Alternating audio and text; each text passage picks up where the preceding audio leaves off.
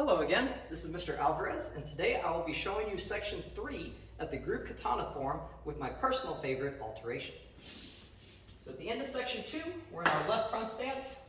We have our right hand in negative grip, left hand is supporting. In the original form of section 3, we have our hands crossing up and then down. We could step around the other way into that ready stance. It's just the difference of going from here, stepping straight up, to stepping around, right? So the way that we would adjust the hands for that is we'd let our hands come down as we start to do our step, and then as we complete the step, boom, that's when we can do our X, and then as our feet come together, we do our twin low block. So that's one variation you can do. Guard comes up. Original version of the form has us doing 3 ascending side kicks.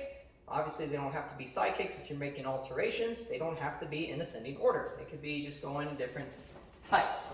All right, whatever you choose to do, cross your hands, splay out, warrior 2 pose. Arms are level. Scoop up for your front kick, and then we figure 8 down to our kneeling stance. That's the original version. If we're wanting to make changes, here's one change that I recommend. We could do a leg raise instead. So that way it puts the emphasis more on this strike right here rather than popping out that kick. This is just a build up for this. Now, a couple other things we can do, and this is more relating to the sword. After the kick is done, front kick leg raise, we could simplify this next step by just keeping the sword where it is and just turning it over for a low strike. Admittedly, not much of a step up from what was happening originally, which is figure 8 into our low strike, but it's an alteration nonetheless that you might be more comfortable making. If that is not the case, maybe you want to do something more. Here's something more that you can do. After your kick is done, figure 8, go into a release, catch it, then go into your low strike. So you're still doing the same figure 8 spin from the negative grip, just once you finish that figure 8 spin and it comes to here, once your palm is down, that's when you're going to want to toss it and then catch it in the same right hand to go down. So that's one way that you could go from your negative grip into your primary grip in a fancier way, rather than trying to shuffle your hands around this way. So if you're looking for a cleaner, fancier way to get from negative grip to primary grip, that's totally something you can do. Now, from here, we can go into a rigid up 2 strike, kind of like the bow staffers will be doing. They'll be coming up in the strike. The original version of this has us going around the head and striking, right? And then one more variation that we can make right here is a hand roll. Hand roll going up before our strike. So that is yet another thing that you can do. I think you could probably hand roll the other way too. I guess it works pretty well either way. So it doesn't matter what direction your hand roll goes. If it's hand rolling down, leads in nicely to this strike, or even if you're hand rolling up, that has some appeal as well, because like you're winding yourself up to go down. They're both good in their own way. Now we'll continue. Original version has us going around our head, stepping to the front. We could turn that into a step through spin, so instead of just landing with our right foot right here, we could step through with our left foot as we strike across, keep spinning and stepping with the right foot. There's our end position.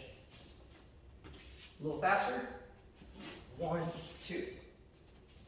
Now that was just demonstrating the same cut 2 times in a row. It doesn't have to be the same cut. You could go up and then down just to add a different look to it. Since that is a step through spin we're doing, you could add in some jump spin kicks or spin kicks to that, no problem. So right here, 360 hook kick into your sword, or maybe you could do a step through hook kick into your sword strike. There's plenty of other options too. Feel free to toy around with that section. Now, we bring our hands up to guard position. We have our number 3 jump front kick. We could add an additional kick to that. I'll turn at an angle so you can see better. Maybe 2 front kicks before we go into our thrust. Now, in the original version of the form, we are doing this. Our hands separate, they wrap around, and they spread out again. Then we have our ending position. do something different, we can always do this. We can do a figure 8, boom, into a downward strike. Again, that's figure 8 as we're shuffling back, boom. As we finish that step back, that's when this downward strike is occurring. We could add a vertical release right here. And then as we catch it, we can shoot the other hand up for it to cross as my feet come together, boom. And they step out into the ready stance for your end position. So one more time, figure 8 into your downward strike, release, catch with the right hand as your right foot comes together, X, strike. That's one alternative ending you can do for yourself. Now, since we're talking about alterations anyways, right, that means that you're not having to worry about keeping this in the same position, the same end pose as the rest of the weapons.